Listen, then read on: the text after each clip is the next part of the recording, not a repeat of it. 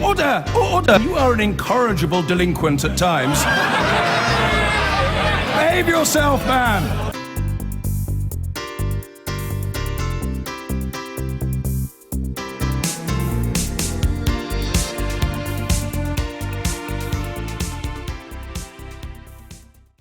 Well, from now until the US presidential election on November the 8th, we'll be hearing from the cream of American political commentators on the programme regularly as we tap into the expectations and anxieties of the electorate.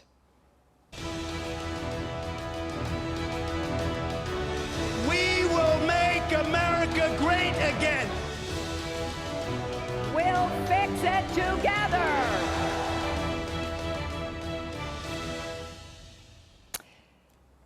The day after Donald Trump made a big speech on immigration, we're joined by Anna Marie Cox, senior political correspondent for MTV News, who's in Minneapolis, and Josh Barrow, a senior editor at Business Insider, who's speaking to us from New York. Good evening to both of you. Now, we asked you both to pick your clips which kind of, for you, encapsulate the way that this election is playing out. Now, Anna Marie Cox, let's see your clip first. Have you even read the United States Constitution? I will gladly lend you my copy. Anne-Marie, why did you choose that clip? Well, there's a few reasons. First of all, it's a clip of an immigrant family of color and that, of course, has become a very big issue in this election, both people of color and white supremacy, as well as immigration. Second of all, I think that clip shows how there's sort of been a reversal of polls when it comes to which party is associated with being pro-America, which party is associated with patriotism, love of country, as well as which party is considered pro-military, for that matter. And then I also think it's really significant that one of the most emotionally resonant moments of the entire campaign has come not from someone involved in the campaign, specifically didn't come from Hillary Clinton. One of the most powerful arguments for her presidency came from someone else besides her. Right, well, let's... And then lastly... Hang on, before we go into that in any more detail, let's look at your clip, Josh. We did discuss the wall. We didn't discuss payment of the wall. That'll be for a later date. And Mexico will pay for the wall. Remember. They don't know it yet, but they're going to pay for the wall. And Josh, why does that clip encapsulate what's going on for you? Well, so that the second part was not from a later date. It was from several hours later on the same day, and it reflects how Donald Trump has had this idea that he can basically change his mind and change his statements on any topic as quickly as he wants, say whatever he thinks is best for the audiences that he's in front of, and sell both of them on the idea that he's on their side. And this has been a fixture of his business career going back 40 years, but I think he's been learning, and the reaction to his flip-flop on the wall that we've seen this week is that people notice what he says in front of both of those audiences, and that it is in fact catching up with him. But I wonder now, looking at the way that certainly here, the media tends, in a way, to look at Trump as a kind of cartoonish figure. But as the campaign goes on, and he has been cutting through, albeit his approval ratings are dipping behind Hillary Clinton's, we have underestimated his power to get to disenfranchise, or at least to feel, for people to feel enfranchised by him. Well, I think he was underestimated a year ago. I think now he's not underestimated. I think Clinton had the right formulation that, you know, you don't have to take him seriously, but the prospect of his presidency you have to take very seriously. Well, Anne-Marie, looking at these candidates, both candidates, in a sense, this time around, we don't have a kind of hero candidate, if I might call Obama a hero candidate. They are both flawed candidates. How does that change the way the campaign goes? Well, I think that both of our candidates are heroes to some people. There are a lot of women in the country that probably do consider Hillary Clinton a hero. She will be the first female president. But I do think that this is a campaign largely of negatives. They're the two most unpopular candidates we've ever had. And I think that is one of the reasons why this race has turned so nasty. And it's turned into arguments against the other candidate even more than any other race that I can remember.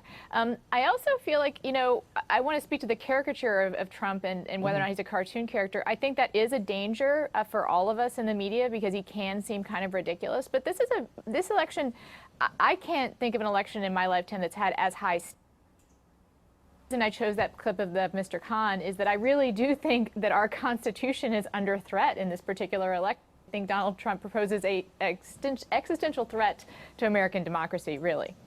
But actually, Josh, if you look at how what he says goes with different communities, then let's take something like the wall and the row that's developed today on Twitter between himself and the Mexican president and so forth. It seems to be a complete disconnect between what he's saying, what the Mexican president is saying, but it doesn't seem to damage Donald Trump. He is very resilient. Well, I think it's because Donald Trump has never been about policy, and the wall has never really been about the wall as a physical structure as such. It's about being tough, standing up to these outside forces that Trump and many of his voters blame for their troubles and what they perceive as the troubles of the United States. And I thought that trip to Mexico actually went quite well for him, in that for whatever reason, the Mexican president was extremely gracious to him, sought his presence in Mexico City, was just only politely rebuked him for the fact that he spent much of his campaign vilifying Mexico. And so I think Trump got what he wanted out of that, which was a demonstration of strength. And I think his voters are not holding him accountable line by line for, oh, he said he'll implement this policy. This election isn't about policy. Trump makes the right enemies for them. They perceive him as standing up to them. And part of what I found so frustrating about covering this election as a journalist is how contentless it is. I agree with Anna that the election is important, but it's not important because the two candidates have put out different visions for what the government should do when they're fighting over that. Is that they have two different visions of what America ought to be and who has real claim over America. So that's an important conversation, but it also tends to be a pretty stupid conversation. Well, Anna, I wonder, looking at the tenor of Donald Trump's comments in Mexico, and indeed the toning down and his new team and so forth, if we are going to see more toning down, as it were, in Trump's manner in the next 6 weeks. I think you're going to continue to see this bifurcation that Josh's clip pointed out. I think he's going to continue to try to do, daytime Trump and then Trump after dark. I think that he's going to try to talk out of both sides of his mouth. And I think that it's true that some of his closest, most ardent fans don't really care that he's doing this, because as long as he sends the signal to them that he is still the same person that they thought he was. And I think that has to do, quite frankly, with a lot of bigotry. Right. And I think as long as he sends that signal that he is still that person and still has those feelings, they're willing to let him be, do what he needs to do in order to win. Josh, just to finish on that question of, and I think Trump said as well, he was the Brexit man. A lot of the establishment here, Mr. Brexit, he called himself. A lot of people here from the establishment underestimated the vote to leave the EU, and it might be, in fact, that the establishment in America, inside the Beltway, has completely underestimated his ability to turn out the vote on November the 8th. I don't buy that comparison. I realize that almost everybody expected the Brexit vote to lose. I expected it to lose. But half the polls that were conducted on Brexit in 2016 had Leave ahead of Remain. So I think there was groupthink that was ignoring polling evidence out there. Here in the United States, nearly all the polling has had Hillary Clinton ahead. Well north of 90% of the polls that have been conducted this year have her leading. Even now, as the polls have tightened a bit, it's about her being ahead by 4 instead of by 8. And presidential elections in the United States in recent decades do not go by enormous margins. 8 would be a real blowout win, the biggest one since 1984. Even a 4-point win would be a very solid win. So I think people in the establishment here in the U.S. do have good reason to believe that Hillary is ahead, because she has been ahead through almost this entire thing. Thank you both very much. And of course, we've got the debates to come. I've been